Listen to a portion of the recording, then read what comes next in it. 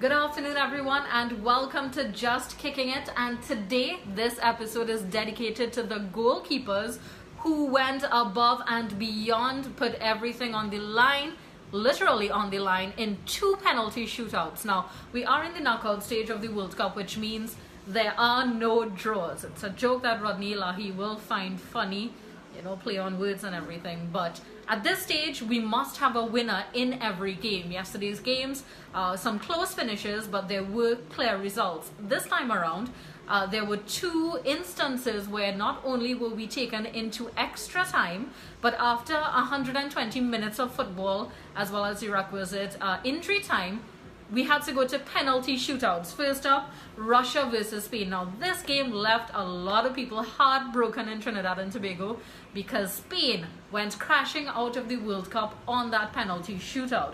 Now, Spain did go into the lead early on in this game in the 11th minute, but that was courtesy an own goal from Russia.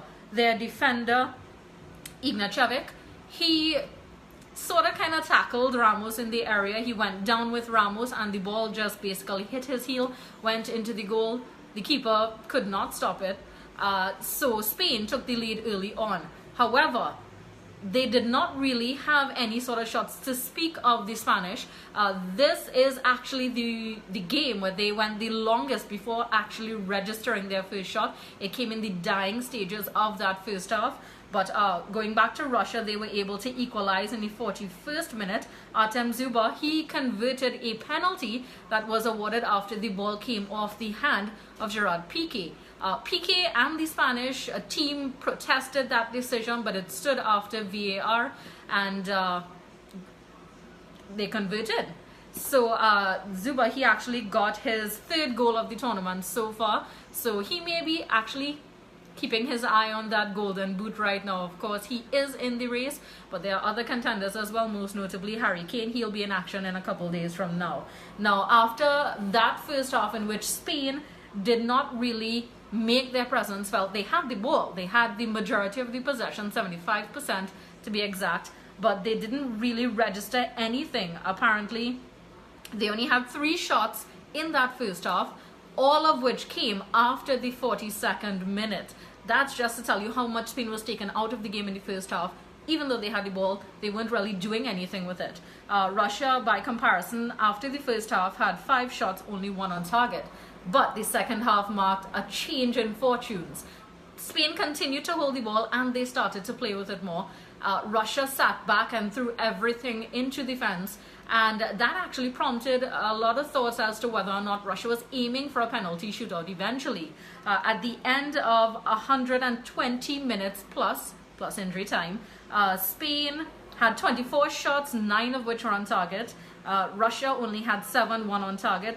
Spain had 79% possession, but this fact is what I found interesting. Passes in the game. After those 120 minutes of football, Spain had 1,114 passes. Russia had 290. So it goes to show just how much Spain actually went on to dominate this game. But at the end of the day, the goals count. And in case of the penalty shootout, you need to remember this name, Igor Akinfev. He is the Russian keeper, and he went on to save 2 penalties from Koke and Diego Aspas, and that is what gave the Russians their path into the quarterfinals. It cleared the pathway for them to go into the quarterfinals. Now, the last save, it was a bit of, luck. He was actually going the wrong way. The ball just happened to hit his foot, but any goalkeeper will take any save in whatever way it comes. So Russia taking on the Spanish giants. Spain, of course, heavily favored ahead of this game to take the win.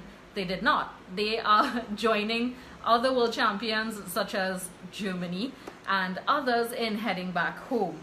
Now, moving on to the second game of the day, Croatia versus Denmark. Croatia were the slight favorite to win this game, and throughout the game they actually did more with the ball as well. After the first minute, though, they had their first goal. Not Croatia, Denmark had the first goal in the very first minute. Matthias Jürgensen, he pounced on a poorly cleared ball and he was able to get the ball past the line. It was a bit of a scrappy goal, but as is the case with saves and goalkeepers, any teammate, any member of a football team will take goals as they come. But Croatia were not to be outdone.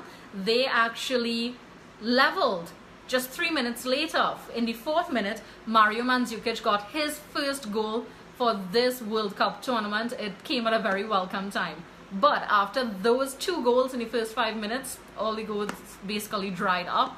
There were none to be had.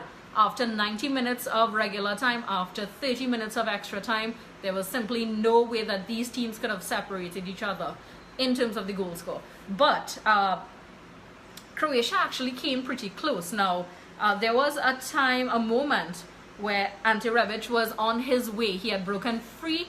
He basically had the keeper and one defender. The keeper ahead of him, one defender trailing him.